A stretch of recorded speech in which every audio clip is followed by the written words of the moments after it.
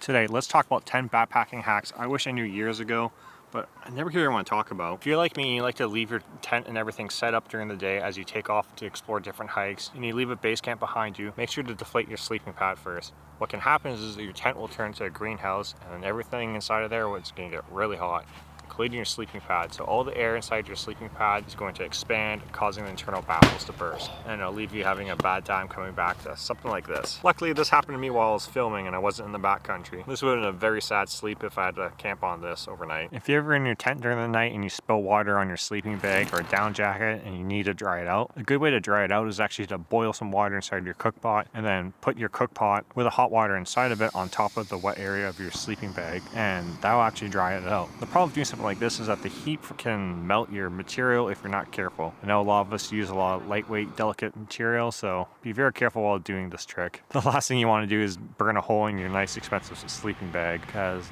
you're gonna come back to this video and yell at me in the comments if you do that. Please don't. Please use caution.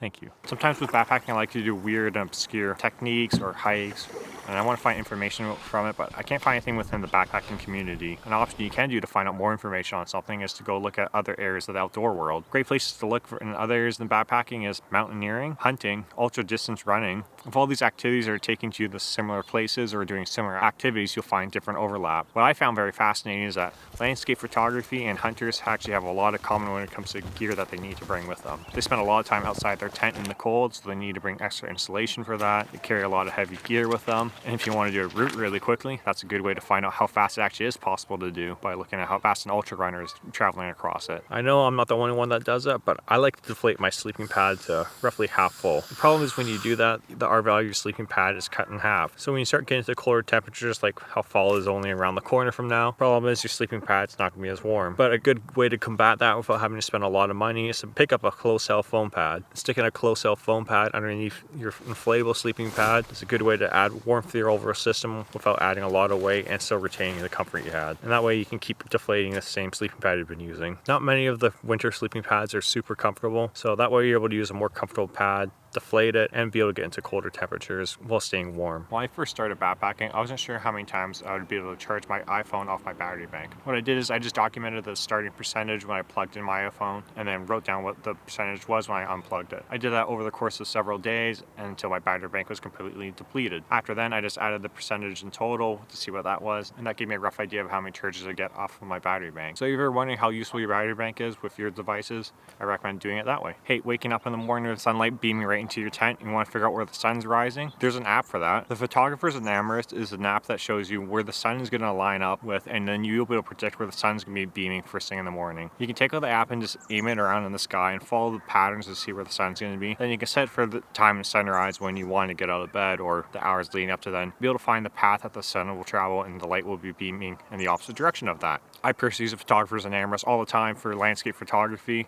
And bonus tip, it'll help you show where the Milky Way is going to be during the night, so you can shine it up in the sky. You can see where the Milky Way is, different constellations, and the moon. Picture this: you go to grab your water and you realize it's gone, or you go to take out your water and you drop it and you break it. Either of those situations are going to suck, but now you have no way to carry water. What do you do at your next water source when you have nothing to load up water with? Well, you actually do have something with you, and that's your pack liner. A pack liner would be a very less than ideal situation, but whenever it comes to something like that and you're in a real big pinch, you could double up your pack liner as a water bladder. Yes, it's going to be less than ideal, but hopefully you're never in that situation where you do have to do that, because that would be kind of messy. Recognizing what kind of food you should pack for a hike is going to make your hiking a lot more fun when you're on the trail, because you're going to have a lot more energy. Majority of backpacking you're going to do, your heart rate's going to be relatively low. You're going to be in zone 1, maybe zone 2. So what that means is that you're going to be burning fat. Pack of food that's high in fats is going to give you a lot more energy when you're on trail. The nice thing about foods that are high in fat, they're typically very calorically dense.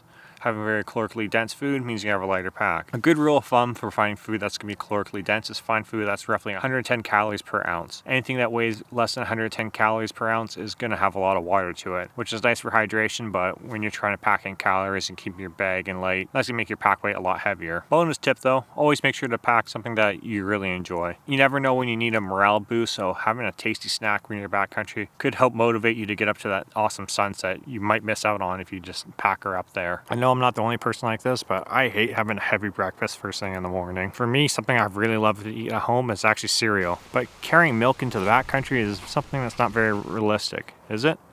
Wrong.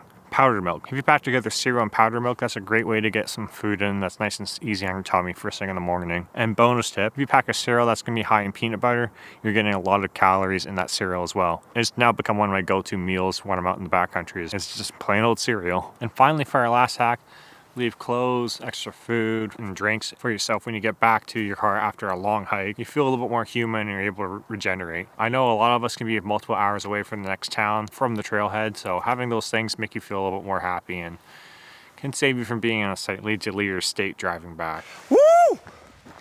Hey, hey!